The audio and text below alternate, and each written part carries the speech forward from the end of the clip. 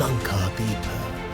ආයිබෝවන් අද අපි ඇවිල්ලා ඉන්නේ ගෝටගෝ ගමට ෆ්‍රයිඩේ දවසක් 6ට කිට්ටුයි අපි ඇවිල්ලා ඉන්නේ අහන්න ගෝටගෝ ගමට වෙන්නේ මොකද්ද තාම සෙනඟ පිරීලා නැහැ අපි අහලා බලමු මොකද වෙන්නේ කියලා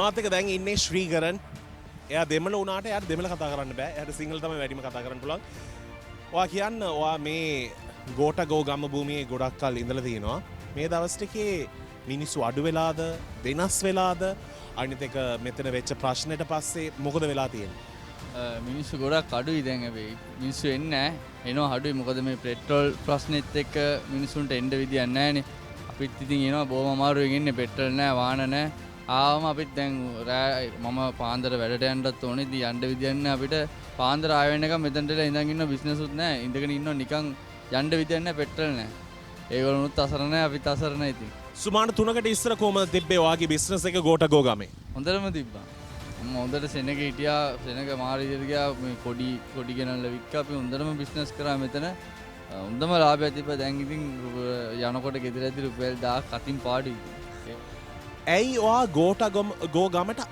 ආවේ කඩයක් දාන්නද නැත්නම් ඔයාට ඌමනාවක් තිබ්බද එන්න ඕනේ කියලා මේමයි මගේ කඩේ තියෙනවා ගෝල් පේස් එකේ එතන ටෙන්ට් එකක් ගාලා තිනවා මට එතන බිස්නස් කරන්න බෑ එතන ඒක නිසා ඉතින් මට තනක් නැහැනේ දාගන්න අනිත් අයගේ ඉඩම් වල මට දාන්න බැරි නිසා මම මොනා කරේ මෙතනින් දැම්මා දැන් ඉතින් ඒගොල්ලෝ කියනවා මට මෙතනත් කරන්න එපා කියලා මොනා කරන අපි ඒගොල්ලන්ට සපෝට් එක දෙන්න එපේ ඔයා හිතනවාද ගෝට ගෙදර යන්න ඕනේ කියලා අනිවාර්යයෙන් යන්න ඕනේ යා හොඳක් කරනවා නම් ඉඩියට කමක් නැහැ ඉතින් හොඳක් වෙන්නේ නැත්නම් කායෙන්වත් අපිට වැඩක් නැහැ අපේ අලුත් ප්‍රයිම් මිනිස්ටර් ආපුව ගැන ඔයාට සතුටුයිද ඔව් යා මොනාරි කරයි අපි ක්‍රිකට් වර්ල්ඩ් කප් කාලේ නැත්නම් ඉන්ඩිපෙන්ඩන්ස් දවස්වල දකින්න ඒවා තමයි ශ්‍රී ලංකන් ෆ්ලැග් කියන්නේ. ගොඩක් සැරේ අපි බලන්නේ හැමදාම. හැබැයි මේ දවස් ටිකේ දකින්න පුළුවන් ගෝල් ෆේස් වටේම. දැන් මාත් එක්ක ඉන්නේ ඔයාගේ නම මොකද්ද? පාලිත. පාලිත කියන්න ඔයා මෙතන මේ කඩයක් දාලා කොච්චර කල්ද? මම දාලා මාසයක් විතර. ඔයා ඉස්සර කොහෙද හිටියේ පාලිත? මේ හිටියේ ගල්කිස්සේ. හරි. දැන් මේ ගෝටගෝ ගම කියන්න මේ භූමියේ ඔයා කියනවාද මේ වෙන්න දේ හරි කියලා? බබ හිතන එක පැත්තකින් හරි කියලා. මොකද මේ රජයට විරුද්ධව කරන්න ඕන හොඳම දේ මේක තමයි. මොකද නැත්තම් ඇමති කොල්ලෝ බත්‍රී කොල්ලෝ හිතන්නේ ඒගොල්ලෝ රජ කොල්ලෝ ඒගොල්ලෝ තමයි හරි ඒගොල්ලෝ තමයි ක්‍රමානුකූලව කියලා ඒගොල්ලන්ගේ ඕල කුළු ගොඩක් ඒගොල්ලෝ ඒක එලි කරන්න තමයි මේක ගෝටගම තියෙන්නේ. ඔයාට අද අපේ ජනාධිපතිතුමාව හම්බ වෙන්න පුළුවන් නම් ඔයා එයාට මොකක්ද කියන්නේ? ඊට ඔබතුමා ෆේල්. ඔබතුමා ඒ දූරේ ඉන්න එපා. හොඳලා ඒක ලැජ්ජයි ඔබතුමා සෑහෙට ඡන්ද දුන්න මිනිස්සු ඒ මිනිස්සු තමයි විරුද්ධ වෙලා තියෙන්නේ. ගෞරව පිටි මේ එක්කෙනෙකුට දීලා යන්න කියලා කියනවා. ඔයා හිතනවාද මේ ගිය සුමානේ නැත්නම් ඒකට ඉස්සර සුමානේ නම් මිනිස්සු අඩු වෙලා කියලා ගෝටගෝ ගමේ? ඔව් අඩු වෙලා. ඇයි කියලා ඔයා හිතන්නේ? ඒක නෙවෙයි පෙට්‍රෝල් බලපානවා. පෙට්‍රෝල් පස්සෙත් බලපානවා. අනික දැන් මේක දැන් කල් ගියා වැඩිත් වගේ ටිකක්. ඒකත් බලපානවා. මිනිස්සු ඇවිල්ලා එතරම් ප්‍රශ්න තියෙනවා. අනික මේ පෙට්‍රෝල් පස්සේ ගොඩක් බලපානවා. ඔයා හිතනවාද මෙහෙතන්ට එන්නේ ඔක්කොමලා එන්නේ ඒ රීසන් එකට ගෝට ගෙදර යන්න ඕනේ. ඒ වෙනුවෙන් තමයි මෙතන මම රණ්ඩු වෙන්න කියන්නේ ඒ වගේ හිතක් තියාගෙන දෙන්නේ නැත්නම් නිකන් ඔය බටේ බලමු මොකද මොන අතර කාලයක්. එහෙමත් එන කට්ටිය ඉන්නවා. ටිකක් අර මේක මොකද වෙන්නේ කියලා බලන්න එනවා. ටිකක් අර විරෝධාංශයක් වගේ තකත් එනවා කට්ටිය. හරි. ඔයා මොකද හිතන්නේ අපේ ලංකාවට වෙයි කියලා? ලංකාව මම හිතන්නේ 90%ක්ම වැටිලා ඉවරයි දැන්. ගොඩ ගන්න ගොඩක් අමාරුයි. ඉතින් බබලා හිතා ගන්න බෑ දැන් බඩු මිලත් තව මාසයක් ඇතුළත පුදුම විදියට නගිනවා. කත්තත් ලෝකෙන් ලයක් කරත් තමයි මේක විසඳ ගන්න වෙන්නේ. ඒත් තව ණයක්. බබලා හිතන්නේ මට හිතා ගන්න බෑ කොයි අතට පෙරලෙයිද කියලා. මේ ෆ්ලැග් එකක් කීයද? 500. 500ක්. ගෝටගෝ ගම පටිය? ඒක 100යි. බොහොම ස්තුතියි. දවස් 35ක් මෙතනම ඉඳලා තියෙනවා ගෝටගෝ ගමේ ඇන්ජලෝ ඉන්නේ මාත් එක්ක. හරිනේ නම? හරි. ඇන්ජලෝ කියන්න ඔයා මේ දවස් 35ක් මෙතන ඉඳලා තියෙනවා. ගොඩක් දේවල් වුණා. සුමාන දෙකකට ඉස්සර මෙතන මිනිස්සු මැරුණා. කියන්න ඔයා මොකද හිතන්නේ මේ ලංකාවේ වෙන්න ඕනේ කියලා මේ ගෝටගෝ ගමේ ඉඳන්? ඇත්තටම අපි මෙතනට ආවේ 9 වෙනිදා. ඒ කියන්නේ ඇත්තටම 3 වෙනිදා ඉඳලා මේ මූවමන්ට් එක පටන් ගත්තේ මුළු රටේම මිනිස්සු පාරට එළියට බහැලා මේ සිස්ටම් එක මේ පාලනය වෙනස් කරන්න ඕනේ කියන එක. මොකද මේ රට මෙතන තියෙන්න ඕනේ තැන මේ රටක් නෙමෙයි මෙහෙම තියෙන්න ඕන රටක් නෙමෙයි මේක අපි හැම සම්පත් වලින්ම සමන්විත මිනිස්සු ගොඩක් බුද්ධිය තියෙන මිනිස්සු ඉන්න රටක් මේක අපි ටූරිසම් වලින් ඒතර අනිත් හැමදේම ගොඩක් මේ රිසෝසස් වලින් සමන්විත රටක්. මේක මේ පාලකයෝ විසින් මේ දූෂිත පාලකයෝ විසින් මේ තත්ත්වයට පත් කරලා තියෙන්නේ. මිනිස්සුන්ගේ තියෙන මේ හැමදේම හුරා කාලා මිනිස්සුන්ගේ රටේ තියෙන සල්ලි සම්පත් හුරා කාලා ඒව විකුණලා මේ රට දූෂණය කරලා තියෙන නැත්තම කිව්වොත්. this is polluted. එතකොට මේ අන්න ඒ නිසයි මේ රට මේ තත්ත්වේ තියෙන්නේ. අද දැන් ඊයේ ලංකාව මුළු ලෝකෙම දෙවනියට උද්දමනය වැඩිම රට වෙනිසුලාවට පස්සේ දෙවනියට. ඉතින් මේ රට මෙහෙම තියෙන්න ඕන තැනක් මේ රටක් නෙමෙයි. අපි ස්වයං පෝෂිත අතීතයේ 2500ක හිස්ටරි එකක් තියෙනවා කියනවා. එහෙම ස්වයං පෝෂිත තිබ්බ රටක්. අද වෙලා තියෙන්නේ මොකද්ද අපිට? අද මිනිස්සු දුක් විඳිනවා. මිනිස්සු පෝලිං වල මැරෙනවා. මිනිස්සු පෝලිං වල මැරෙනවා සල්ලි දීලා බඩු ටිකක් ගන්න කියලා. සල්ලි දීලා ගන්න පෙට්‍රල් නැහැ මිනිස්සුන්ට. ගෑස් නැහැ. මිනිස්සුන්ගේ මූලික අවශ්‍යතාවල්.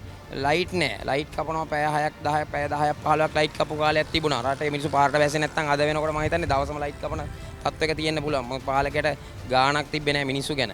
මිනිස්සුන්ගේ ජීවිත ගැන ගාණක් තිබ්බේ නැහැ. ඒගොල්ලන්ට ඕනේ වුණේ ඒගොල්ලන්ගේ සුඛ විහරණය සහ ඒගොල්ලන්ගේ ලක්ෂරි ලයිෆ් එක ගොඩනගා ගන්න. ඒක බිල්ඩ් අප් කරගන්න. ඒක තව මේවා කරගන්න. මේ රටේ තියෙන සල්ලි ඩොලර් ඔක්කොම හොරා කාලා වෙන රටවල් වලට මේ ඉන්වෙස්ට් කරලා මිනිස්සු රටේ මිනිස්සු දන්නවා මේ දේවල්. අද මොකද්ද වෙලා තියෙන්නේ? මොකද ඒගොල්ලෝ කොහොමද පොසත් උනේ? මේ රට කොහොමද දුප්පත් උනේ කියන එක. අපිට සලකා බැලුවම අපිට පේනවනේ මොකද්ද වෙලා තියෙන්නේ. ඔයා ඉන්න ඇති ඉස්සර ප්‍රයිම් මිනිස්ටර්ගේ ප්‍රශ්න වෙනකොට එයා දැන් මේක බලාගෙන ඉන්නවා නම් එයා තාම ඔය කැම්ප් එකේ ඉන්නවා නම් එයාට ඔයා මොකද්ද කියන්නේ මෙසේජ් එක? ඇත්තටම එයාට කියන්න තියෙන්නේ එයා හදාගත්ත නමක් තියෙනවනේ එයා මේක නැති කරගත්තා. එයාගේ අනෝන ක්‍රියා නිසා සහ එයාගේ බලපෙරේතකම එහෙම නැත්තම් මේ බලයට තියෙන කෑදරකම ඊට පස්සේ මේ මුදල් වලට රටේ සම්පත් වලට තියෙන කෑදරකම සහ තමුන්ගේ මේ පවුල සහ මේ තමුන්ගේ වත්කම් ගොඩනගා ගැනීම තියෙන පෙරේතකම නිසා එයාගේ ප්‍රතිරූපය තමුන් කර නැති කරගත්තා කියලා මට කියන්න තියෙන්නේ. ඇත්තම කතාව ඒකයි. ඉතින් එයා කියනවා එයා යුද්ධේ ඉවර කරා කියලා. ඒ යුද්ධේ ඉවර කරා නම් එයා යුද්ධේ ඉවර කරපු රට එයාට තිබුණා මිනිසුන්ට ඒ විදිහට මේ ඉස්සරහට හදලා දෙන්න. එයා මොකද්ද කරේ? එහෙම එයාම කියලා ඒ රට එයාම විනාශ කරා. අන්තිමට මොකද උනේ? එයාට අන්තිමට යන්න වුණා. එයා මේ යන්න වුණා කියන්නේ මිනිස්සු යවුවා ඇත්තම කියනවනම්. ඉල්ලාස් වුණා කියලා එයා කියන්නේ. ඉල්ලාස් වෙන්න වුණා අන්තිමට. මොකද්ද කරේ? 9 වෙනිදාත් මෙතන මැරයෝ ගෙනල්ලා ඒ මිනිස්සුන්ට බොන්න දීලා 9 වෙනිදා අපි මෙතන හිටියේ. අපි දවස් 30 ගානක් තිස්සේ මෙතන මේ භූමිය අපි අරගල කරන්නේ අපිට මේ මිනිස්සුන්ට රටක් ඕන නිසා. නැත්නම් අපිටත් ගෙවල් වලට වෙලා මේ හොඳට ඉන්න පුළුවන් සැපට. නමුත් ඒක නෙමෙයි මේ මිනිස්සුන්ට අනාගතේ රටේ අනාගත පරපුරට රටක් තියෙන්න ඕනේ. මේ රට දියුණු වෙන්න ඕනේ. හොඳ තැනකට යන්න ඕනේ. හැමෝම ලස්සනට ජීවත් වෙන්න ඕනේ. මේ මිනිස්සුන්ට හොඳ රටක් තියෙන්න ඕනේ. ඒගොල්ලෝ හැමදාම කරේ මේ ಜಾති ભેද ඇති කරලා මිනිස්සුන්ව කොටවලා ප්‍රශ්න ඇති කරලා මේ රට හැමතිස්සෙම ප්‍රශ්නයකට ගෙනියලා ඒකෙන් ඒගොල්ලෝගේ දේශපාලන වාසි ලබා ගැනීම. අන්තිමට මොකද උනේ? 9 වෙනිදාත් මෙතන මැරයෝ ගෙනල්ලා උන්ට කන්න බොන්න දීලා සල්ලි වලට ගෙනාපු මැරයෝ ගෙනල්ලා එදත් අස් වෙනවා කියලා ඉල්ලාස් වෙනවා කියලා උදේ කියලා මෙතන උදේ මේ මැරයෝ පිරිසක් ආග්‍රාමාත් මේ අගමැති නිල නිවසට ගෙනල්ලා අරිගහ මන්දිරයට ගෙනල්ලා කිව්වා ඊට පස්සේ මම යන්නේ නැහැ කියලා. ඊට පස්සේ මොකද්ද කරේ? මේ මැරයෝ මෙතනට එවලා මෙතන ඉන්න මිනිසුන්ට ගහලා මෙතන ඉන්න ගෑනු පිරිමි වේදයක් නැතුව මේ මෙතන ගුටි කාපු වැඩි හරියක් ගුටි කෑවේ ගෑනු ළමයි ගෑනු කට්ටිය මේ ඉන්නවා අදට තාම ඉන්නවා ඉස්පිරිතාලේ ඉන්නවා තාමත් මේ ICU එකේ ඉන්නවා ඔළුවට පාරක් ඇදිච්ච අපේ කොල්ලෙක් තාම සීයේ නැහැ. එතකොට සෑහෙන පිරිසක් ඉන්නවා දැන්ටත් දැන් ඉස්පිරිතාලෙන් ටිකට් කපලා ඇවිල්ලා බෙහෙත් ගන්න. එහෙම ගහපු මේ මැරයෝ ධම්මලා ගැහුවේ. මැරයෝ ධම්මලා. එතකොට ඒක මේ අපි දවස් 40 ගාණක් වෙනවා දැන් මේ අරගල භූමි 9 වෙනිදා අප්‍රේල් 9 පටන් ගත්ත අරගලේ ඒ වෙනතක් අද වෙනතුරු ඇල්පෙනිත්තක් මිනිසුන්ට ඇල්පෙනිත් එක මේ ප්‍රචණ්ඩත්වය පාවිච්චි කරේ නැහැ මෙතන ඉන්න මිනිස්සු. ඒක කලාවෙන් සංගීතයෙන් වචන වලින් මිනිස්සු දුන්නේ මුළු ලෝකෙටම. අපි මේක අපි මේ සඳහන් කරේම ආදරේ අරගලය කියලා. එහෙම මේ මූවමන්ට් එකක් මෙතන ගෙනිච්ච මිනිස්සු අරගල කරේ. මට කියන්න මේ දවස් ටිකේ අරගලේ මිනිස්සු අඩු වෙලාද? ඒකට මොකද කියන්නේ රීසන් එක? නැත්නම් අඩු වෙලාද නැත්නම් මිනිස්සු වෙන්නේ නැද්ද? නෑ ඇත්තටම මිනිස්සු අඩුවීමක් නැහැ. ඔයා දැක්කනම් මම හිතන්නේ හැමෝම සෝෂල් මීඩියා වල නිතර මේකත් එක්ක ඉන්නවා. මම හිතන මුළු රටම ඉන්නවා. ඒක 9 වෙනිදා අපි දැක්කා. මුළු රටම කොහෙද ඉන්නේ කියලා. මුළු රටේම මිනිස්සු මෙතනට ගහනකොට පාරට බහැලා හදවතේ මිනිසුන්ගේ තියෙන හදවතේ තියෙන ගැම්ම සහ ආදරය ප්‍රකාශ කරේ මුළු රටක්ම හැටියට. ඒතකොට මුළු රටම මෙතන ඉන්නවා. මෙතන හැමෝටම මෙතනට ඇවිල්ලා නියෝජනය කරන්න බෑ. මේ යාපනයේ ඉන්න සහෝදරයට, ත්‍රිකුණාමලේ ඉන්න සහෝදරයට, නුවර ඉන්න සහෝදරයට හැමතිස්සෙම මෙතන ඇවිල්ලා නියෝජනය කරන්න බෑ. ඒගොල්ලෝ ඇවිල්ලා යනවා. දවස් දෙකක් ඉඳලා යනවා. සමහර වෙලාවට මෙතන මෝසම් වැසි එනවා. මෙතන සුලිකුණාටු වෙනවා. වැස්සට ඉන්න හරි අමාරුයි. නමුත් මේ මිනිස්සු කැපකිරීම කළා මෙතන ඇවිල්ලා යනවා. හැමෝටම මෙතන නියෝජනය කරන්න බෑ. නමුත් මෙතන නියෝජනය කරන පිරිසක් හැමතිස්සෙම මෙතන ඉන්නවා. ඇත්තම කියනවා නම් මේ මෑතක වුණත් වෙසක් දවසේ වුණත් ඔයගොල්ලෝ දකින්න ඇති මෙතන හිටපු සෙනග ප්‍රමාණය. නමුත් මේ දවස්වල මේ දවස් දෙක තුන සෙනග ටිකක් අඩුයි කියලා පේන්නේ. මොකද ඇත්තම තත්ත්වය රටේ තෙල් නැහැ. මිනිසුන්ට මේ භූමියට එන්නවත් තියා තමුන්ගේ ගෙදර වැඩ ටික කරගන්න එහාට මෙහාට යනවත් වාහනයක තෙල් නැහැ. ඔයගොල්ලෝ ගිහලා බැලුණා මේ එච්චර ඕනේ නැහැ. මෙතනින් එහා පැත්තේ පාලමේ එහා පැත්ත. ඒ කියන්නේ මේ පාලමෙන් එහා පැත්ත තියෙන ෂෙඩ් එකට ගිහලා බැලුවා නම් අර රීගල් සිනමා ශාලාව ගාව ඉඳලා තියෙන පොලිම තෙල් පොලිම ඒ පොලිම කිලෝමීටර් ගණන් පොලිම 3 wheel අනිත් මේ බස් රථ මෝටර රථ ඉතින් මිනිසුන්ට ඇත්තටම මෙතන මේ අපිට කැම ටික ඒවා ගන්නවත් මිනිසුන්ට මේ වාහන වලට තෙල් ටික ගහ ගන්න තෙල් නැහැ. දැන් මේගොල්ලෝ ප්‍රකාශ කරා දවස් 3ක් තිස්සේ තෙල් නැහැ ෂෙඩ් වලටවත් එන්න එපයි කියලා මිනිසුන්ට. අන්තිම ක්වෙස්චන් එක. ඔයා කියන්න. දැන් අපිට අලුත් ප්‍රයිම් මිනිස්ටර් කෙනෙක් ඉන්නවා රනිල් වික්‍රමසිංහ. ඔයා මොකද කියන්නේ එයාගේ පොසිෂන් එක ගැන? ඇත්තම කියනවා නම් රනිල් වික්‍රමසිංහව පත් කරේ රාජපක්ෂලා ඔවුන්ගේ උමනාවට. මොකද ඒගොල්ලන්ට ඊළඟ තුරුම්පුව තිබ්බේ වෙන තුරුම්පුවක් නැහැ රනිල් වික්‍රමසිංහ. මොකද රනිල් වික්‍රමසිංහ කියන්නේ හැමදාම රාජපක්ෂලා ආරක්ෂා කරපු මිනිස්සෙක්. එයා 6 පාරක් අගමැති වෙලා තිනවා හැම පාරම මගදී දාලා යන්න උනා. ෆේල්. එයා ෆේල් දේශපාලඥයෙක්.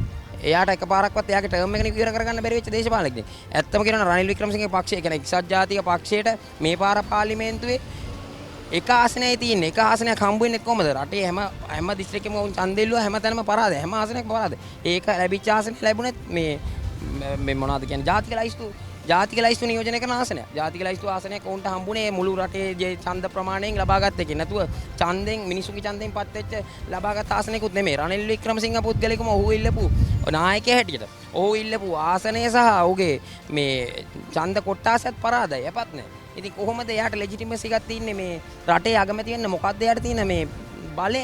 මිනිසුන්ගේ පරමාධිපත්‍ය අගමැති කියන්නේ පාර්ලිමේන්තුව කියන්නේ මිනිසුන්ගේ පරමාධිපත්‍ය. එහෙම කෙනෙක්ට අගමැති දෙන්න රටේ එක ආසනයක් තියෙන පුද්ගලයෙක්ට අගමැතිකම දෙන්න ඒක ඉතින් ඇත්තටම අපි දකින්නේ විහිළුවක් හැටියට. එයා සුදුසු නෑ. එයා ෆේල් වෙච්ච පුද්ගලෙක් 6 පාරක්ම. ඉතින් මම හිතන්නේ මේ තව දුරටත් මිනිස්සු මේ දේවල් අනුමත කරනවා, මිනිස්සු මේ දේවල් පිළිගන්නවා කියලා. මිනිස්සු මේවා දකින්නේ විහිළුව හැටියට. Thank you. ඇන්ජලෝ බොහොම ස්තුතියි කතා කරාට. ඔයත් එක්ක වැඩ කරන ඔක්කොමලාට අපි හායි කිව්වා කියලා කියන්න. එකතු වෙලා ඉන්න අපි තව කතා කරනවා මේ වගේ young leadersත් එක්ක ලංකාදීපේ.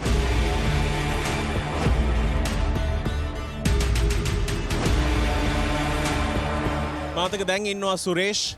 අපි දැන් ඉන්නේ ගෝටගෝ ගමේ. ඔයාලට පේනවා පිටිපස්සේ දැන් ෆ්‍රයිඩේ දවසක මේක නැගිලා යනවා. මම ඔයාගෙන් ආන්න ඕනේ. ඔයා වැඩ ඉවර කරලාද මෙහෙට ඇවිල්ලා ඉන්නේ? නෑ මම ව්‍යාපාරයක් කරන්නේ. මේ දවස්වල ඉතින් දන්නවනේ ව්‍යාපාරවල තත්ත්වය. ඉතින් මම ෂොප් එකත් වහලා තමයි ඉන්නේ. හැමදාම වගේ වෙනවා. ගොඩක් වෙලාවට ෂොප් එක වහලා තමයි මේ එන්නේ මම මෙතනට. ඔයාගේ බෝඩ් එක පොඩ්ඩක් පෙන්නන්න අපේ කැමරා එකට. ඒකේ මොකද ඔයා ලියලා තියෙන්නේ? මේක තියෙන්නේ කඳුළු ගෑස් ලාභ කරලා. මේ දවස්වල ලාභයි ඒගොල්ලන්ට කඳුළු ගෑස් හරියට. හැබැයි අපේ ලිපියේ ගෑස් අපිට හීනයක් වෙලා තියෙනවා. මේ ලක්කම්මව මරන් කාපේ මේගොල්ලෝ සේරම එකතු වෙලා අවුරුදු 74ක් දැන් අද මරන් කාලා දැන් ගොඩ ගන්න අමාරු තත්ත්වයක තියෙනවා. මේගොල්ලන් හිරේ යවන්නම ඕනේ. ඔයා කියන්න ගෝටගෝ ඒ ස්ටේට්මන්ට් එක එයා තාම අහන්න නැතුව ඉන්නේ ඇයි කියලා ඔයා හිතන්නේ? ඒගොල්ලෝ බයයි. දැන් තියෙන බය. දැන් මේක දාලා යන්න දැන් තියෙන තණ්හාවනේ. ඉස්සර සිටියේ තණ්හාවට ඒගොල්ලෝ දාලා ගියේ නැත්තේ. දැන් ඉන්නේ බයට ඉන්නේ. මොකද මේක දාලා ගියොත් ඊළඟ ස්ටෙප් එක දන්න මේ තරුණයෝ මැදිහත් වෙලා මේගොල්ලන්ගේ හිරේ දායි මේගොල්ලන්ට ගන්න ඇක්ෂන් එක ගනී කියන බයට තමයි මේක අතාරින්නේ නැත්තේ. ඒ බය හින්දා තමයි මේගොල්ලෝ මේ අතාරින්නේ නැතුව ඉන්නේ. ඉතින් මේක මේගොල්ලෝ අතාරින්නේ ලේසි ක්‍රමයකට නෙමෙයි. අපිට ගොඩක් කැපකිරීම කරන්න වෙනවා ජීවිතවලින් උනත්. මම හිතන්නේ.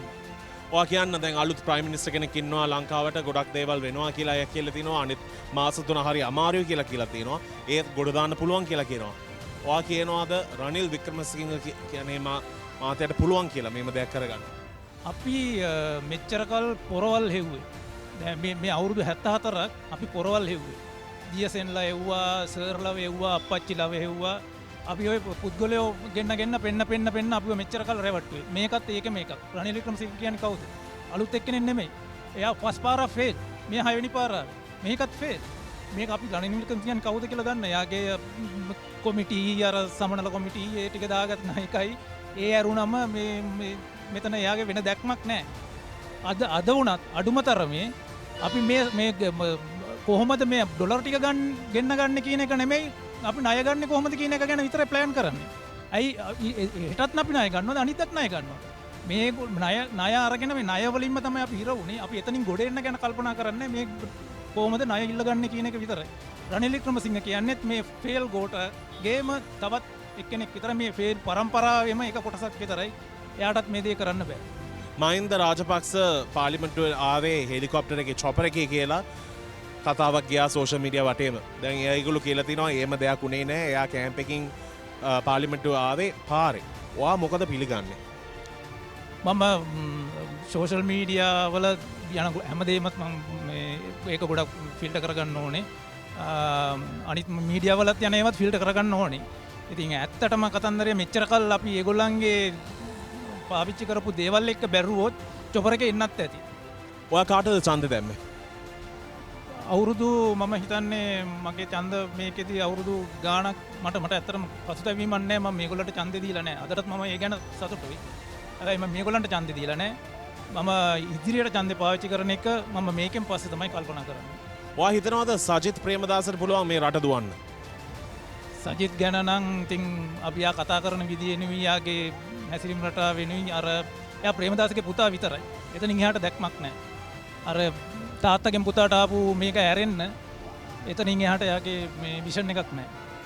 බොහොම ස්තුතියි. අපේ ජීවිතේ ඔක්කොම ගොඩ වෙන්න ඕනේ කියලා අපි ඔක්කොම ප්‍රාර්ථනා කරමු. බොහොම ස්තුතියි මාතේ කතා කරා. I have Johnny with me right now. Hi Johnny. Hi Dano. Johnny, tell me, you have been someone who has been here, you have fought for a lot of things, and what is your take on the newly appointed Prime Minister? Well, first of all, I haven't fought as much as the people who are here already. These guys are amazing. They've been, here for, I think, 38 days or something. But, I mean, as far as Ranil goes, pretty speechless, no? Thinks he's Churchill. Came here with one seat, but unfortunately the thing is, can he do what he needs to do with the president Gotabaya there? We know he's the best person to go abroad and bring money to Sri Lanka. There is nobody better qualified in Sri Lanka who can do that. But then, can he make sure that money is used in the right places? Does he have control over that? Does he have? Has he been able to prove that in the past? No. I mean, the bond scam happened under him. That's when he had his people in parliament and he couldn't control them. Now he has people from a different party controlled by different politicians. How is he going to control them? Basically, we all know in the near future, in the next year and a half, there is going to be an election that's going to happen. What do politicians need for an election? They need money. I don't endorse it, but a lot of these politicians lost their houses, right? Lost their assets. They need money. So, is Ranil going to be able to stop these politicians from stealing money? All of this money is going to come. All of the emergency purchases. What does that tell you? Corruption, no? You can't go for tenders and take time. You need to buy what you can from where you can at whatever price. So then who is going to keep control of that? Everything will be emergency purchases. Who is going to keep an eye on all that?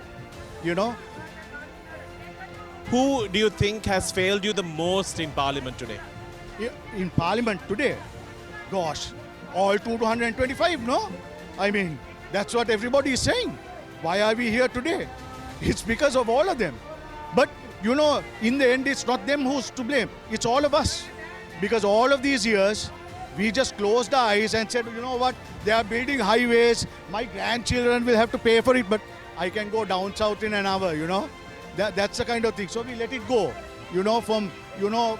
From JR's time, they made money on all the hydropower plants and all that.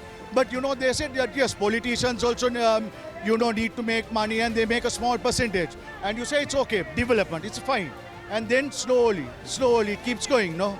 I mean, and now look at it. I mean, during COVID, they spent 800 million rupees on beach restoration. Where is the beach? Where is the beach? Who's going to answer for that? They made the marine drive here, they extended it more to Kolpiti, and it's still closed. Because that extension, if you come down that road, it comes, when you come right up to the end of it and you come up right in front of temple trees.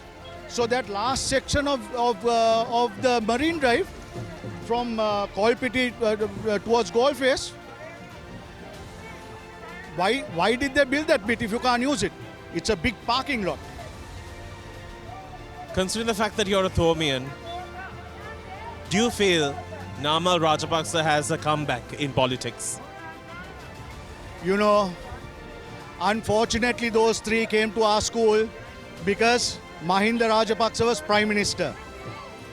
When people like that are Prime Minister and they want to put their kids into your school, you don't have a choice. They came, I think all three of them were prefects. Unfortunately, all three of them captained rugby. Well, I guess they were good at rugby, but after they left school, they actually, you know, they are very much younger to me, but we don't see them at any Royal Thomian events or any Thomian events. You know, because they are in politics as well, they don't want to associate themselves with St. Thomas's. Because then it doesn't go with their whole thing of, you know, coming from the village and we are with the people and all that kind of stuff, you know. So even though they are Thomians, I mean, I don't know. I don't know whether they consider themselves Thomians, but I don't.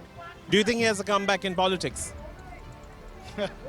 Well, they're certainly playing the game, no? I mean, he shouldn't have. He shouldn't have. But we had a chance to get rid of the Rajapaksas, and like we were just talking, you know, when we joke and we say, you know, God, why didn't you help us? And God said, I helped you. You know, they were almost there, and you didn't take it. And Ranil took it. He heard the same thing, and he took it. Ranil took it, and unfortunately, I can't say the words that I need to say. He screwed us, right? Like I said, best man. He, hands down, when it comes to politics and everything, great mind. But he should mentor somebody. He is not a people person. Like Gotabaya, you know? They say that he locks himself in a room and does what he needs to do. Ranil, same thing. Mahinda Rajapaksa, on the other hand, when he was president, when he was leading this country, he was a leader. I didn't vote for him. But boy, we were happy that he was the leader of the country, no? When he stands up there, stands up tall, strong, and he's like, my God, that's a leader you can follow. You know, whatever said and done. And they abused it. You know, they won the war, they had everything. They had the country in their hand, and then I don't know what went through their head. What, you know? Speechless. Do you think it will all resolve in 3 to 4 months as it has been predicted?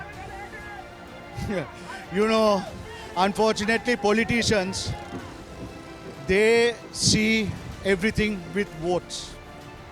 When you look at the people here, this is not enough votes.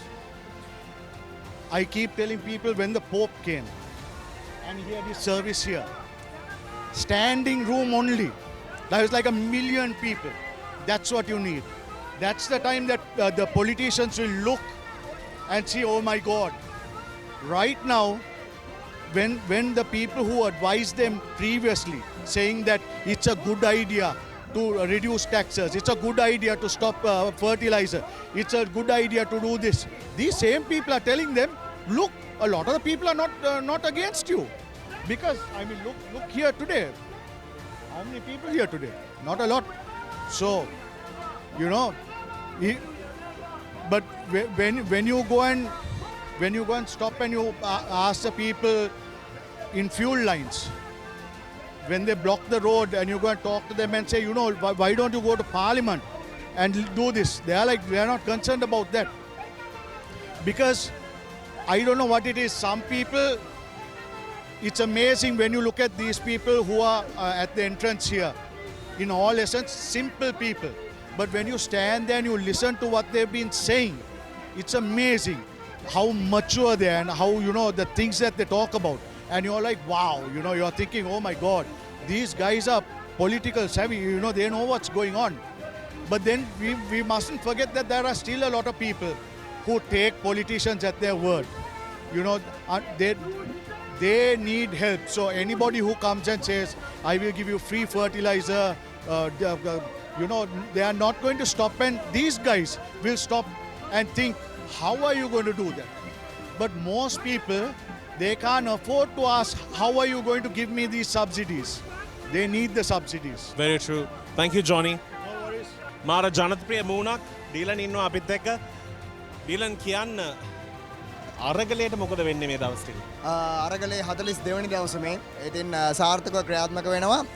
වැඩේ තියෙන්නේ දැන් petrol ප්‍රශ්නයක් තියෙනවා ලොකුවටම, diesel ප්‍රශ්නයක් තියෙනවා ලොකුවටම, කියන්නේ තෙල් ප්‍රශ්නයක් තියෙනවා. ඒ ප්‍රශ්නේ තිබ්බත් පුළුවන් හැම මිනිස්සෙක්ම මෙතෙන්ට එනවා. ඒක තමයි අපිට තියෙන ස්ට්‍රෙන්ත් එක. ඒ කියන්නේ ඇත්තටම අනිත් දවස්වලට සාපේක්ෂව සෙනඟ ගොඩක් අඩුයි, බොරු කියන්න ඕනේ නැහැ. හැබැයි මේ තෙල් ප්‍රශ්න තියාගෙන ආර්ථික ප්‍රශ්න තියාගෙනත් මිනිස්සු ඒ කියන්නේ මේ අරගලයේ දිගටම පවත්වගෙන යන්න ගෝඨාභය රාජපක්ෂ ඇතුළු දැන් තවත් බලවේගයක් එකතු වෙලා තියෙනවා. රනිල් වික්‍රමසිංහ, ගෝඨාභය රනිල්ලයි දෙන්නම එලවන්න අවශ්‍ය බලය, ශක්තිය අපිට ජනතාව දෙනවා. ඔයා කියන්න 9 වෙනිදා මේ ඔක්කොම වෙච්ච දවස ඔයා හිටියා මෙහෙ. ඔයාගේ ඔළුවේ මොකද හිතුවේ මේ මොහොතේ? ඇත්තටම මුලින්ම අපිට ආරංචිය ලැබුණා අරලියගහ මන්දිරෙන් යනලා එළියට එනවා කියලා. ඊට පස්සේ මයිනගෝගමට ගහනවා කියන ආරංචිය අපිට ෆෝන් කෝල්ස් වලින් ආවා. ඒ වෙලාවෙම අපි හිතුවේ කියන්නේ මම අපේ කට්ටියට කිව්වා අපි කට්ටිය තුන් දෙනා බෙදිලා යන් අර ස්කූබිඩු කාටුන් එකේ වගේ තමයි බෙදිලා ගිහිල්ලා තමයි මේවා කරේ. අපි මම ෆ්‍රන්ට් එකට ගියා. ෆ්‍රන්ට් එකට ගියාට පස්සේ මම තීරණය කළා මේ වෙන හැම දෙයක්ම දෙන්න ඕනේ. මොකද සමහරවිට මීඩියා වලින් මේක පෙරෙන්න පුළුවන්. හොඳම දේ තමයි සෝෂල් මීඩියා පාවිච්චි කරන එක. සහ මෙතන 50ක් මේ ඉන්න සෙනගවත් හිටියේ නැහැ. මේ ඉන්න සෙනග තියෙන්නේ අතරම 50ක් විතර හිටියේ මෙතන. අතන 50ක් හිටියා ගෝඨාගෝගම. ඔක්කොම ගත්තාම 100යි. අපේ 100ට බෑ මේක නවත්තන්න. ඉතින් අපි තීරණය කරා Facebook වලින් සෝෂල් මීඩියා වලින් සෙනග ගෙන්න ගන්න. ඔයා කියන්න රනිල් සහ ගෝඨා ඒ දෙන්නම ගියාට පස්සේ කවුද ඉන්නේ අපේ රට දුවන්න? මේ රට දුවන්න ඕන තරම් මිනිස්සු ඉන්නවා, තරුණ නායකත්වයන් තියෙනවා, තවත් පක්ෂ තියෙනවා, අලුත් පක්ෂ නිර්මාණය කරගන්න පුළුවන්. මම කියන්නේ මුලින්ම ජාතික ප්‍රතිපත්තියක් හදන්න ඕනේ. ඒ කියන්නේ මේ ජාතික ප්‍රතිපත්තියට පාර්ලිමේන්තුවේ සම්මත වෙන්න ඕනේ. ඒ කියන්නේ කතරම් ආණ්ඩු රජයන් පක්ෂ වෙනස් වුණත් ප්‍රතිපත්තිය වෙනස් වෙන්නේ නැති, වෙනස් කරන්නේ නැති ඕනම නායකයෙක්ට මේ ඉන්න මිනිස්සුන්ට ඡන්දය දෙන්න පුළුවන්. හරි. ඔයා මේ බලාගෙන ඉන්න කට්ටියට ඔයා කියන්න රනිල් ආපු එකේ මොකක්ද ලොකුම ප්‍රශ්න? රනිල් ආපුගේ ලොකුම ප්‍රශ්නේ තමයි බැසිල් කරගෙන යන ටිකම තමයි මෙයා කරන්නේ. ජාතික නිෂ්පාදනය කියන්නේ ජාතික නිෂ්පාදනය වැඩි කරන්නවත් නැත්නම් ජාතික ප්‍රතිපත්තියක් හදන්නවත්, විධායක ජනාධිපති ක්‍රමය අහෝසි කරන්නවත්, ගෝඨා එලවන්නවත් තිබ්බ සියලු අවස්ථා ටික රනිල් වික්‍රමසිංහ නැති කරා. ඒක තමයි රනිල් වික්‍රමසිංහෙන් වෙච්ච ලොකුම හානිය. 6 පාරක් අගමැති වෙච්ච කෙනෙක්, 6 පාරක් අගමැති වෙලත් ප්‍රේමදාසගේ පටන් ඊටත් කලින් පටන් ඇමති දූර දැරලා, අධ්‍යාපන ඇමතිගෙන් ඉඳන් විවිධ ඇමති දූර දැරලා අන්තිමට අගමැති 6 පාරක් වෙලත් මේ රට හැදුවේ නැති එකේ රනිල් වික්‍රමසිංහ කොහොමද ෆේල් වෙච්ච ජනාධිපතිවරයෙක් එක්ක රට හදන්නේ? අන්න ඒක තමයි ලොකුම ප්‍රශ්නේ. බොහොම ස්තුතියි. මම අධ්‍යාපනයෙන් ආවේ යුද්ධ කියන්නේ මොකද්ද කියලා මම දන්නවා, දැකලත් තියෙනවා, මිනිස්සු අපේ ඉස්සරහ මැරලත් තියෙනවා. අපි ඒ යුද්ධ හින්දා අපිට ගොඩක් දේවල් වුණා. හැබැයි මේ වගේ කට්ටිය අපි වෙනුවෙන් මේ රට බේරලා දුන්නා අපිට. මම දෙමළෙක් කෙනෙක් විදිහටත් මම කියන්නේ අපිට අද හෙට ගැන හිතන්න පුළුවන් chance එකක් තියෙනවා. අපිට බෝම්බයක් යනවද නැද්ද කියලා හිතන්න නැතුව. මම සතුටු වෙනවා ඒකට. නැත්තම් අද වෙනකන් කවුරු හරි නැති වෙලා යනවා. මම රෝෂාන්තේ කතා කරන්නේ. රෝෂාන් බොහොම ස්තුතියි මාතේ කතා කරා. ඔයා කියන්න රෝෂාන් ඔයා මෙතන ඉන්නේ. මේ අරගල භූමියට ඇවිල්ලා ඉන්නේ. ඇයි ඔයා ආවේ? මේ අරගල භූමියට ආවේ අපි රණවුරුව හැටියට මේ රටේ මේ පාලකයෝ මේ වෙනකොට මේ ජනතාව පත් කරලා තියෙන අපහසුතාවය, පාලකයන්ට කරලා තියෙන අසාධාරණය ගැන රණවුරුව හැටියට මොකද මේ මහ ජනතාවගේ පූර්ල ගන්න බදු මුදලින් තමයි රණවුරුව හැටියට අපිටත් වැටුප් ගෙවන්නේ රජේ. ඒ නිසා මේක රණවුරු ප්‍රජාවටත් මේ ඉන්න දුප්පත් පීඩන පන්තියට තමයි මේක තේරෙන්නේ. මේක ධනපති පන්තියට මේ ඉන්න මහා දේශපාලන හොරුන්ට මේක තේරෙන්නේ නැහැ. උන්ට ඕන මේ මිනිස්සුම පීඩනයට ලක් කරමින්, මේ මිනිස්සුම හොරා ගමින් ඩොලර් ටික නැහැ කියනවා. මේ ගාලු මොදර මේ වරායේ තෙල් නැව ඇවිල්ලා තියෙනවා, බා ගන්න ඩොලර් නැහැ කියනවා. හැබැයි ඉතින් ඔය මේ 225ත් මීට කලින් හිටපු දේශපාලඥයොත් මේ රට මිනිස්සුන්ගේ බදු මුදල් සූරා කාලා එතකම පිටරටින් ආනයන කරන සියලුම බඩු වලින් කොමිස් ගහලා එතක මේ රටේ කරන ව්‍යාපෘති වලින් මහා පරිමාණයෙන් කොමිස් ගහලා මුන් තමයි මේ රටේ මිනිස්සුන්ගේ ඩොලර් ටික හොරගම් කරලා තියෙන්නේ. ඉතින් ඒ නිසා තමයි මේ රට මෙච්චර ණය උගුලක හිර වෙලා තියෙන්නේ. මොකද මේගොල්ලෝ ගාව පරම්පරා ගානකට ජීවත් වෙන්න සල්ලි තියෙනවා. මේගොල්ලන්ට ධනෙ තියෙනවා, දේපල තියෙනවා. හැබැයි මේ රටේ උපනූපන් දරුවන්මත් ලෝකෙට ණය කරලා තමයි මේ රට්ටිය මේ හම්බ කරලා තියෙන්නේ. හැබැයි මේ මිනිස්සු මෙතෙන් ඉඳන් කෑ ගහන එක මුන්ට තේරුම් ගන්න නැහැ. මොකද හරෙන් ප්‍රනාන්දු කිව්වා මේ පාර්ලිමේන්තුව අද දැන්පත් වුණා මේ අමාත්‍ය දුහුරේකට.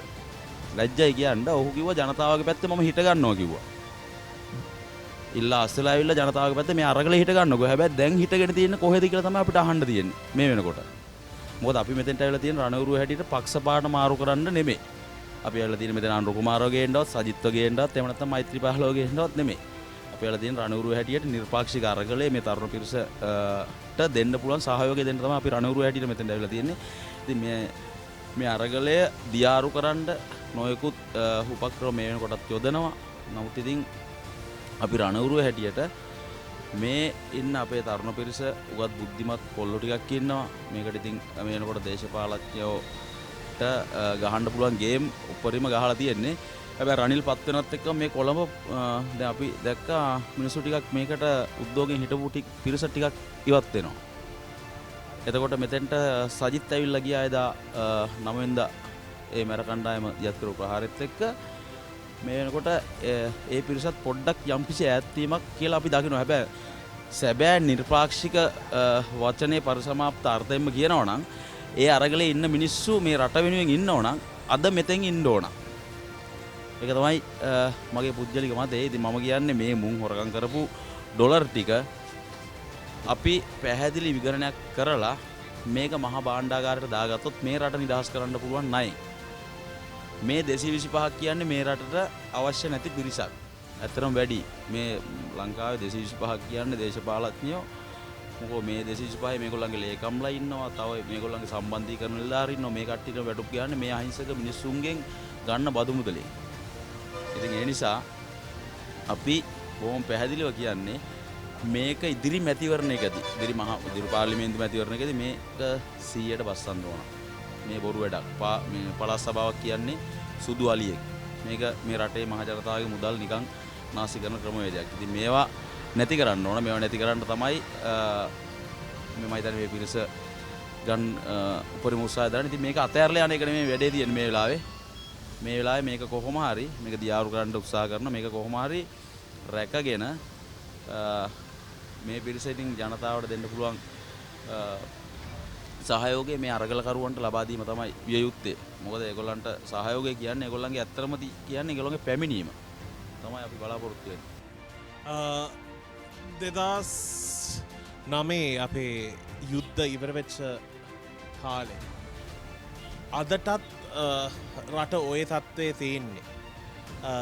ඔය හිතුවද අපි 2009 අද වෙනකන් දියුණු වෙලා ගොඩක් දේවල් කරනවා කියලා රට වෙනුවෙන් රට විදියට ලෝකෙට පෙන්වන්න? 2009 මැයි 18 මේ යුද්ධය අවසන් වෙනවා. ඒත් එකම එදා මේ රටම කිරිබත් කාලා සාමය ආව රට නිදහස් කියලා මිනිස්සු ගොඩාක් ඇත්තටම සතුටු වුණා. හැබැයි ඒ නිදහස් කරපු රටේ අපි රණවිරුව හැටියට මොකද 34ක යුද්ධෙට මූණ දීලා මේ රට නිදහස් කර දීපු රණවිරුව හැටියට අපේ රණවිරුව ජීවිත 29000ක් පූජා කරා. එතකොට 14000කට වැඩි පිරිසක් සදාකල් ලාභයි තත්ත්වයටපත් වුණා. ඉතින් අපි මේ තරුණ ජීවිත කැප කරලා අපේ කරපු සේවය ගැන අපි කනගාටු වෙනවා. මොකද මුන්ට අපි නිදහස් කර දීපු රටේ මුන් අද නිදහසේ දේශපාලනය කරන්නේ මරබියෙන්තොර අපි නිසා. හැබැයි ජනතාවට සලස්සපු සහනයක් නැහැ. මේ වෙනකන් එදා ඉඳලා මේ වෙනකන් ජනතාව මොකද අපි රට නිදහස් කරේ රට විකුණන්න රට කඩන්න දෙකට කරන්න නෙමෙයි. ඉතින් මුන් කරන්නේ ඒක තමයි ආපු දවස් ඉඳලා. මොකද මේ යුද හමුදා මූලස්ථානේ තමයි අද සැංගීලා හෝටල් එක තියෙන්නේ. මේක යුද හමුදා මූලස්ථානේ යුද හමුදා රෝහල. මේගොල්ලෝ අද මේක සින්නක් කර ඉඩමක් ඒගොල්ලන්ගේ පෞද්ගලික ඉඩමක් වගේ මේක විකුණලා තියෙනවා. ඉතින් මේ ක්‍රමවේදය එතකොට මේ තෙල් අපිට ඇත්තටම මුන් කියනවා මේක තෙල් මොකෝ ස්ටොක් තියාගන්න දෙන්නේ නැද්ද? චීන වරායේ තෙල් ටැංකි 100කට වඩා අද මේක මේ ක්‍රියාත්මක කරලා ගත්තා නම් ලොකු ස්ටොක් එකක් තියන්න පුළුවන්. එතකොට මේ ලංකාවට තියෙන මූද මේකේ සැමන් ටික ගෙන්නන්නේ පිට රටින්. එතකොට මේ ලංකාවේ පුරම් වෙන්න දෙන කුඹුරු පෝර ටික දෙන්නේ නැහැ. මේ රටේ පෙරදිග දාන්නාගාරය හැටියට මේ රටෙන් ආසියාවටම හාල් දුන්නා. හැබැයි දැන් මුන් මේ දේශපාලඥයන්ට කොමිස් එකෙන් නැහැ නේ පිට රටින් හාල් ටික ගෙන්නුව නැත්තම්. ඒ නිසා මුන්ගේ තියෙන්නේ මේ දේශපාලනගේ මුන් ඇත්තට මුන් අමු තිරසන්නු ටිකක්. මුන්ට රට ගැන ජාතිය ගැන හැඟීමක් තියෙනවා මේ මිනිස්සු ගැන හිතනවා නම් මුන් මීට වඩා මිනිස්සු ගැන බලනවා නම් මේකන මේ යුත්තේ මොකද මේ එන්නේ පුජ්‍යලික තමන්ගේ වාසියට තම දේශපාලනයට එන්නේ ඇත්තටම අපි දකිනවා දේශපාලනයට මේගොල්ලෝ ලොකු මුදලක් වියදම් කරලා එන්නේ දේශපාලනට. එනකොට මේ ඒක හම්බ කරන්නත් එපේ මේගොල්ලෝ ආවට පස්සේ ඒක දෙගුණ තෙගුණ කරලා අන්න ඒ ක්‍රමය තමයි. හැබැයි බලේ පාවිච්චි කළ එක තමයි කරන්නේ. මේ රටට ජාතික ප්‍රතිපත්තියක් නැහැ. කනගාටුයි කියන්නේ. මේ අවුරුදු 5කට පාරක් බලයට එන පිරිස ඒගොල්ලන්ට ඕන විදිහට කරන් යනවා. මේකේ නීතිය අධිකරණයනේ එපා තීරණය වෙන්නේ දේශපාලඥයන්ගේ යට දේශපාලඥයන්ට ඕන විදිහට තමයි අධිකරණය තීරණය. මොකද 9 වෙච්ච සිදුවීමේ මේ වෙනකොට අත්තරම් කොට ගන්න පැහැදිලි මේ තියෙන ලංකාවේ තියෙන ප්‍රසිද්ධ මාධ්‍ය ටික ඔක්කොම හිටියා. අද වෙනකන් අපොසත් වෙලා තියෙනවා පැහැදිලිව ඒ පුජ්‍යලෝ ටික අත්තරම් කොට ගන්න. කනගාටුයි ශ්‍රී ලංකා පොලිසිය ගැන. ඉතින් ශ්‍රී ලංකා පොලිසියත් ත්‍රිවිධ හමුදාවත් මේ ඉන්නේ ජනතාව ආරක්ෂා කරන්න කනගාටුවට කර්මයක් තමයි මුන් ආරක්ෂා කරන්නේ හොරුම්ම. ඔක්කොමලා මෙයාට කියන්නේ රැට්ට කියලා. හැබැයි ඇත්ත නම රැට්ට නෙමෙයිනේ. නෑ ඇත්ත නම රතින්දු සේනාරත්න. රැට්ට ඔයා මෙතන පළවෙනි දවසේ නම් ඉන්නවා. 9 වෙනිදා වෙච්ච දේ ගැන පොඩ්ඩක් කතා කරන්නකො. 9 වෙනිදා ඇත්තටම උනේ දේශපාලන ඉතිහාසයේ ලංකාවේ වෙච්ච අතරම නින්දිතම ක්‍රියාවක් කියලා කියන්න පුළුවන්. මොකද රටේ හිටපු අගමැතිගේ පෞද්ගලික මැරයෝ දාලා මෙතන හිටපු සාමකාමී අරගලකරුවන්ට පහර දීලා අරගලය දියාරු කිරීමේ අරගලය විසිරුවා හැරීමේ ක්‍රියාවලියකට එළඹුණා. ඒ කියන්නේ ඊට පිට මාසේ 9 වෙනිදා ඉඳන්ම මේ අරගලය විසිරුවා හරින්න නොයෙක් උපක්‍රම යෙදුවා. උසාවි නියෝග ගන්න හැදුවා, පොලිසිය දම්මන්න හැදුවා, විවිධ කතා පවතර වල අරගලය විසිරවන්න හැදුවා. ඒ කිසිම දෙයක් සාර්ථක වෙච්ච නැති තැන. මොකද අපේ අරගලයේ තිබ්බ ලොකුම ආයුධය තමයි අපේ සාමකාමී බව. මේ මිනිස්සුන්ගේ අතේ එක ගල් කැටයක්වත් තිබ්බේ නැති එක තමයි මේ අරගලය මෙච්චරකල් දුවන්න හේතුව.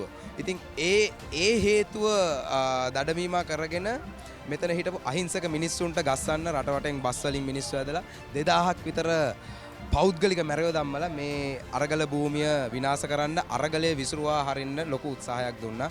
ඒ උත්සාහය මං හිතනවා ෆයර් බැක් වුණා අනිත් පැත්තට ඒ විදිහටම. මොකද මේ අරගලය අගමැතිතුමා හිතන් හිටියේ මේ අරගලය මේ ගෝල් ෆේස් එකේ විතරක් තියෙන ගෝල් ෆේස් එකේ මිනිස්සු ඇවිල්ලා කෑ ගන්න අරගලයක් කියලා. නමුත් අගමැතිතුමාටයි සමස්ත දේශපාලනයටම එදා තහවුරු වුණා මේ අරගලය කියන්නේ මුළු ලංකාවේ මිනිස්සුන්ගේ අරගලයක්. මේක මේ ගෝල් ෆේස් එකේ නියෝජනයක් පමණයි. මුළු ලංකාවේම අරගලයක් මේක. මේ මුළු ලංකාවේ මිනිස්සුන්ගේ පීඩනය තමයි මෙතනින් පිට වෙන්නේ කියලා. අපේ පරණ ප්‍රයිම් මිනිස්ටර් මේක බලාගෙන ඉන්නවා නම් ඔයා එයාට මොකක්ද කියන්න බලාපොරොත්තු වෙන්නේ? පරණ ප්‍රයිම් මිනිස්ටර් ඉතින් හැමදාම කියන එක තමයි දැන් ඇති. දැන් මේ බල තණ්හාවෙන් පාර්ලිමේන්තුව අසර රිංගගෙන හිටිය ඇති. රජෙක් වගේ විශ්‍රාම යන්න හිටපු මිනිස්සෙක් දැන් නාකි මයිනෙක් බවට පත් වෙලා විශ්‍රාම යන්න යන්නේ. ඉතින් දැන් ඇති මේ නින්දිත බල තණ්හාව කියන අර විස ඔලුවට ගහලා ඒ විසෙන් අර උම්මත්තක වෙච්ච මිනිහෙක් හැටියට තමයි මම නම් දකින්නේ. ඉතින් දැන් ඇති කියලා තමයි කියන්න තියෙන්නේ. දැන් අපි තරුණ කට්ටිය අපිට අනිවාර්යෙන් ඉලෙක්ෂන්ස් ගොඩක් බලන්න තියෙනවා. නාමල් රාජපක්ෂ කියන්න මිනිස්ටර් පළවෙනිටම රෙසිග්නේෂන් එක දුන්නා. ඔයා හිතනවාද එයාට ආයිමත් පොලිටික්ස් වලට ඉස්සර හිටපු තැනට එන්න පුළුවන් කියලා? නාමල් රාජපක්ෂ කියන්නේත් රාජපක්ෂ දූෂිත පවුලේ එක් පුරුකක් පමණයි. ඉතින් ඒ මුළු පවුල මේ දේශපාලනයට මේ ලංකාවට කරපු විනාශය දැක තමයි අපි මේ අරගලයක් පටන් ගත්තේ. ඉතින් නාමල් රාජපක්ෂ කියන චරිතයේ ඉදිරි දේශපාලන ගමන මේ තීරණය කරන්නේ මෙන්න මේ අරගලය. ඉතින් මේ අරගලයේ හඬ මං හිතන නාමල් රාජපක්ෂට ඇහෙනවා ඇති කියලා. ඉතින් මම කියන්න ඕනේ නැහැ නාමල් රාජපක්ෂගේ දේශපාලන ගමන කොහොම වෙයිද කියලා. මේ අරගලයේ හඬ අහන්න එයාටම තේරෙයි. දැන් ගොඩක් කට්ටිය රට දාලා ගියා මේ දවස් ටිකේ පාර්ලිමේන්තේ කතා කරලා තියෙනවා අපිට යන්න තෙල් නැහැ, ඉන්න තෙල් නැහැ, හොටෙල් අරන් දෙන්න අපිට ඉන්න මේ වගේ දේවල් අහලා තියෙනවා.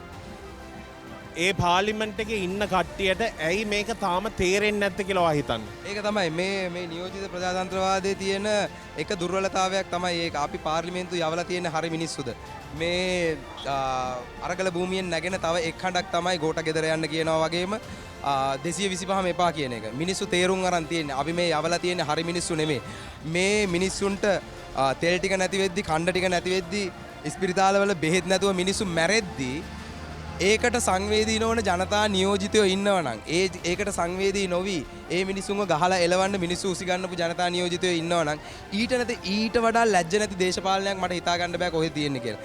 මේ ලංකාවේ දේශපාලනේ එතෙන්ට ලැජ්ජ නැති තැනට වැටලා තියෙන්නේ. ඉතින් මේ දේශපාලන සංස්කෘතියම වෙනස් කිරීම තමයි අපේ අරමුණ. ඒකට සෝෂල් මීඩියා ඇක්ටිවිස්ට්ලා වශයෙන් සෝෂල් මීඩියා ක්‍රියාකාරීව වශයෙන් අපි ඉස්සරහට මේ අරගලයට සමගාමීව පියවරක් තියාගෙන යනවා ඉස්සරහට. මේක තරුණයන් අතරට ගමට මේ අරගලය ගමට ගෙනියන්න මේ සිස්ටම් එක ක්ලීන් කරන්න මේ ලංකාවේ දේශපාලනයේ තියෙන ප්‍රධානම වැරදි ටික තමයි හොරකම, දූෂණය, මැරකම සහ මිනිමැරුම්. ඔය ටික මිනිස්සුන්ට එක්ස්පෝස් කරලා මිනිස්සුන්ට මේ ටික පෙන්නලා ඊළඟ ඡන්දෙකදී ඊළඟ මැතිවරණයකදී ජනතා නියෝජිතයෝ ෆිල්ටර් කරන්න විදිහක් අපි සෝෂල් මීඩියා through හදාගෙන යනවා. ඒක තමයි පළවෙනි ස්ටෙප්ස් වල තියෙන්නේ. ඒක ඉස්සරහට දැනුම් දෙන්නම් සෝෂල් මීඩියා throughම. ඉතින් ඒ පියවරට අපි තියනවා කොහොම හරි මේ අරගලය ඩ්‍රයිව් විය යුත්තේ ගෝඨ ගෙදර යවලා මේ මුළු සිස්ටම් එකම ක්ලීන් කරන තැනට මේ අරගලය ගෙන යන්න. අපේ අලුත් අගමැතිතුමා මොනවතරි කරයිද වාගේ ඔයා යාගෙන මොකද හිතන්නේ? අලුත් අගමැතිතුමත් දේශපාලනයේ ලංකාවේ පාර්ලිමේන්තුවේ පස්සරයක් අගමැති ධූරය දරපු කෙනෙක්. ඉතින් එතුමත් මේ ලංකාව මෙතෙන්ට එන්න ප්‍රධාන සමාජිකයෙක් මහා බැංකුව සුද්ධ කරලා මේ ලංකාව මෙතෙන්ට මේ ලංකාව තියෙන තැනට වැටෙන්න ප්‍රධානම වරදකරුවෙක් තමයි අලුත් අගමැතිතුමත්. ඉතින් එතුමාගෙන් අපිට දීර්ඝකාලීන වැඩපිළිවෙළ බලාපොරොත්තු වෙන්න බෑ මේ ලංකාව තැනකට එන්න. කෙටි කාලීන වැඩපිළිවෙළ බලාපොරොත්තු වෙන්න පුළුවන්. මොකද රනිල් කියන්නේ වර්තමාන අගමැතිතුමා කියන්නේ අර ප්‍රතිපත්තිමය වෙනසක් ඇති කරන මිනිහෙකුට වඩා හොඳ ණය ගන්න ටූල් එකක්. එච්චරයි. ජාත්‍යන්තරයේ පිළිගැනීමක් තියෙනවා. ණය ටික ඉල්ල ගන්න පුළුවන්. ඒ කියන්නේ ඉස්සර හිටියට වඩා හොඳ හිඟන්නෙක්. එච්චරයි ඒ අගමැතිතුමාගේ තියෙන වෙනස. නැත්තම් මේ දේශපාලන සිස්ටම් එක වෙනස් කරන්න මේ රට තියෙන තැනින් ගොඩ ගන්න මම හිතන්නේ වර්තමාන අගමැතිතුමාගේ කිසිම උදව්වක් තියෙයි කියලා. ඔයා හිතනවා නම් සජිත් ප්‍රේමදාස අගමැතිතුමා වෙලා හිටියොත් ඒක හොඳ පැදියට යයිද? නෑ, සජිත් ප්‍රේමදාසගේ මගේ පෞද්ගලික මත තියෙන්න පුළුවන්. සජිත් ප්‍රේමදාස, අනුර කුමාර දිසානායක, අනිත් පාර්ලිමේන්තු මෙම්බර්ස්ලා ගැන පෞද්ගලික මත තියෙන්න පුළුවන්.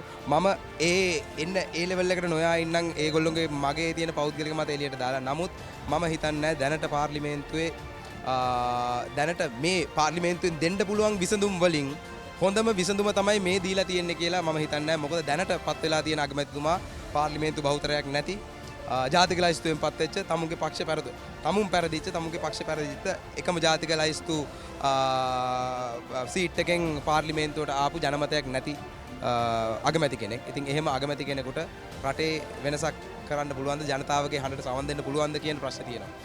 හර්ෂ ඩි සිල්වා හොඳයිද? මෙහෙමයි එක එක්කෙනාගේ එක පාර්ලිමේන්තු මන්ත්‍රීවරයා හොඳද නැද්ද කියන එක මගේ පෞද්ගලික මත මම මාධ්‍යයට ප්‍රකාශන කරලා ඉන්නවා. හර්ෂ ඩි සිල්වා කියන්නේ පෞද්ගලිකව ගත්තොත් එහෙම අර ක්ලීන් සූට් මිනිහෙක්. ඒ වුණාට මම අර පෞද්ගලික මත මම මේ වෙලාව නොදී ඉන්නම් මේ පාර්ලිමේන්තු මන්ත්‍රීලා ගැන. බොහොම ස්තුතියි රටා. මාත් එක්ක දැන් ඉන්නේ නිශාන්ති. මම ඉස්සර වොයිස් කට් එක ගන්න ගමන් මෙයා ගියේ පොඩි ඩාන්ස් එකක් දාගෙන. එතකොට මම හිතුවා වාත් එක්ක අනිවාර්යෙන් කතා කරන්න ඕනේ. නිශාන්ති ඔය ඩාන්ස් මූව් එක පොඩ්ඩක් පෙන්නන්නකෝ. වා දාගෙන ආපු ඩාන්ස් මූව් එක. ගෝටා ඔයා පේල්. හරි. නිශාන්ති ඔයා කියනවා කොහෙන්ද? මම නුවර. ඔයා මේ අරගල භූමියට ආවේ ඇයි? මම මගේ ගම නුවර. එබැයි මම බෙදලා ඉන්නේ කොළඹ මහත්තියා කොළඹ කෙසල්වත. ඔයා මෙහෙට ආවේ ඇයි? මෙහෙට ආවේ ඉතින් මේ ආණ්ඩුව ඉදා අපි ගොඩක් වෙටිලා ඉන්නේ. ඒ හින්දා තමයි මෙයාලත් එක්ක එකතු වෙලා මේ රජය හදාගන්න ඕන හින්දා අපි මෙයාලත් එක්ක එකතු වෙලා මේ අරගලයට සහභාගී වෙන්න ආවේ. ඔයා කියන්න ගෝඨාභය රාජපක්ෂද මහින්ද රාජපක්ෂද ඔයාට කැමති? මම දෙන්නටම කැමති නෑ. ඔයා හිතනවා දෙන්නම යන්න එක්කෙනෙක් ගිහිල්ලා අනිත් එක්කෙනත් යන්න ඕනේද? යන්න ඕනේ කියලා තමයි අපි හිතන්නේ. එයා හරියට රටේ අදලා තියෙනවා නා ඒ 225ම එතුලේ එයාලට දීලා තියපු වැඩ පිළිවෙලට කරනවද කියලා එයාලා තමයි බලන්න ඕනේ ජනපති. එයා හරියට බලලා ඒ වැඩ හරියට කරගෙන ගිහිලා හිටියා නම් රට මේ තත්වයට වැටිලා නෑ අද. ඒක එයාගේ වැරදි. ඒක එයා තමයි උත්තර දෙන්න ඕනේ එයා. ඔයා කියන්න ප්‍රශ්න කීපයක් තියෙනවා අපිට ගෑස් නෑ තෙල් නෑ පාරේ යන්න විදියක් නෑ කන්න නෑ පළවෙනිටම හරි ගස්සානේ ප්‍රශ්න මොකක්ද? ගෑස් ප්‍රශ්න තියෙනවා. කරන්ට් එක නෑ. දැන් සාමාන්‍ය මිනිස්සු දැන් කුලියට වැඩ කරන අයට අද එක වෙලාවක හරි කන්න නෑ. රටේ තත්ත්වය ඒ වගේ වෙටිලා ඉන්නේ මේ ආණ්ඩුව ඉඳා. එයා ජනදිපේදී උන දවස අපි කිරිබත් උයලා කාලා සෙමරුවේ. අද අපි එක වෙලාවක් හරි බත් කන්න විදියක් නැතුව ඉන්නේ. ඔයාට දේශපාලනයට එන්න chance එකක් තිබ්බොත් ඔයා එනවද? අනිවාර්යෙන් එනවා මම අනිවාර්යෙන් එනවා. ඔයා රට වෙනුවෙන් මොකද්ද කරන්නේ? මම රට වෙනුවෙන් කරන්නේ මං වගේ මං හොඳට ඉගෙන ගන්න ඉන්නේ ඩිප්ලෝමා කරලා ඉන්නේ. මං වගේ යුනිවර්සිටි එන්ටර් කරන්න බැරුව ඉන්න ළමයි ඉන්නවනේ. ඒ ළමයින්ට හොඳ රජ රැකියාව අරන් දෙනවා. ඔයා මේ රනිල් වික්‍රමසිංහ මහත්තයා ගැන මොකද හිතන්නේ? මං හිතන්නේ රනිල් මහත්තයා දවස් 5 පාරක් එයා එවිලා තියෙනවනේ. එයා අගමැති වෙලා තියෙන්නේ. හරිද? හැබැයි ලෝක වටේම එයාට ලොකු උදව්වක් තියෙන්නේ. රනිල් මහත්තයා ආව එකට අපි අකමැති කියලා කිව්වෙම නෑ. හැබැයි එයාට පුළුවන් මේක කරන්න.